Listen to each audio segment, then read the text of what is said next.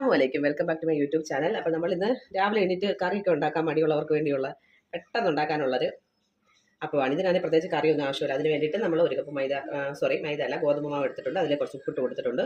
ഒരു കോഴിമുട്ട, ഒരു ടേബിൾ സ്പൂൺ പഞ്ചസാര. ഇനി ഈ സംഭവങ്ങളെല്ലാം കൂടെ നമ്മളൊരു മിക്സിയുടെ ജാറിലേക്ക് ഇട്ട് കൊടുത്തിട്ട്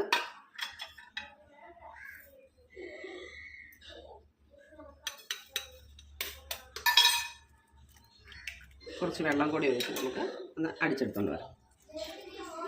മിക്സിയിൽ ഇടുമ്പോഴത്തേനും നമ്മൾ ജസ്റ്റ് മാവൊന്ന് ഇങ്ങനെ മിക്സ് ചെയ്ത് ആവശ്യത്തിന് വെള്ളം ഉണ്ടോ നോക്കിയിട്ട് വേണം മിക്സ് ചെയ്തെടുക്കാൻ.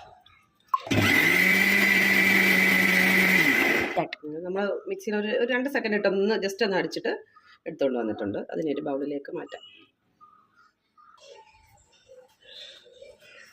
ഇനി ഈ മാവ് നമ്മളൊന്ന് മിക്സ് ചെയ്ത് കൊടുക്കുക. ഇതാണ് ഇതിൻ്റെ കൺസിസ്റ്റൻസി എന്ന് പറയുന്നത്. ഇനി നമ്മളിതൊരു ദോശക്കല്ലിലേക്ക് ഇട്ട് ചുട്ടുകൊണ്ട് വരാം. നമുക്ക് ഈ ദോശ ചുട്ടെടുക്കാം. നല്ല നൈസായിട്ട് പരത്തി കൊടുക്കണം. ഇതിൻ്റെ മുകളിലേക്ക് കുറച്ച് നെയ്യ് നമ്മളിങ്ങനെ ഒഴിച്ച്, ഇതാണ് ശരിക്കും ഇതിൻ്റെ ടേസ്റ്റ് എന്ന് പറയുന്നത്. നെയ്യ് നല്ല രീതിയിൽ ഇട്ട് കൊടുക്കണം. നമ്മുടെ മക്കളുടെ ഹെൽത്തിനൊക്കെ വളരെ നല്ലതാണിത്. നല്ല രീതിയിൽ നെയ്യ് എല്ലായിടും നന്നായിട്ട് പരത്തി കൊടുക്കണം.